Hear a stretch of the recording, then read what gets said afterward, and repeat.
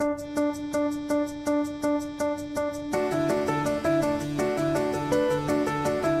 all started over 4 years ago. My wife and I love going to tap rooms. We would go out and about, bring our dogs, bring our kids, food trucks, see a lot of people playing games, just kind of more hanging out, more conversation. And I felt that it's kind of a fun sort of community atmosphere. And I didn't understand why Bloomington didn't have one. So I started asking some questions, and it was actually January of 2018 that I reached out to Jamie Verbrugge, the city manager, and asked why Bloomington doesn't have tap rooms. Bloomington is a charter city, which means we have sort of a city constitution. For many years, the Bloomington City Charter contained a provision regulating intoxicating liquor sales in the city of Bloomington, and it didn't allow for tap rooms. State law requires charter cities put charter amendments related to intoxicating liquor on the ballot and let the voters decide whether the city charter should change.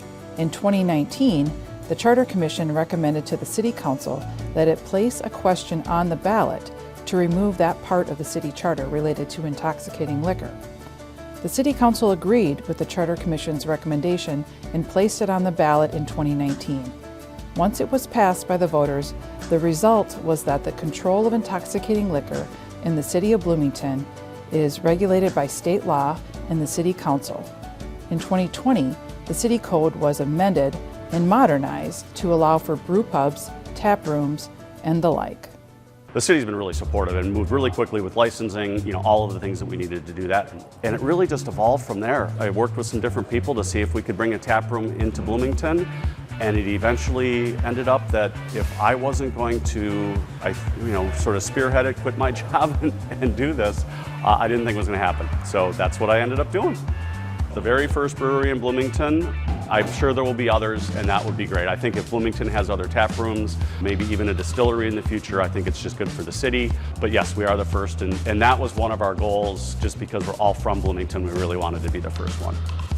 Born and raised in Bloomington, all of our investors except our consultant are from Bloomington. We have over 300 years of Bloomington residency in our investor group. The tap room itself is going to be very family friendly. We have game tables. We actually have an old booth from Andy's Tap. So people from Bloomington that grew up here remember Andy's Tap. We have a booth that we were able to get from Andy's Tap, just kind of honor an old Bloomington icon, I guess. We have a variety of beers that we're going to have on tap. One of the things that I want to stress is we're going to try to have a flavor for everybody. The beer making part, we're leaving to someone that's really good at it. John Leinganger, head brewer, he came from Dangerous Man. Riley Yawn White, our assistant brewer, came from Lakes and Legends, so both those guys have a lot of experience. I have learned a lot about beer in the last just 6 months working with John. It is really interesting. It is, I would say, half science and half an art to make really good beer, so it's been fun. And we would really love to see people from Bloomington come in and visit.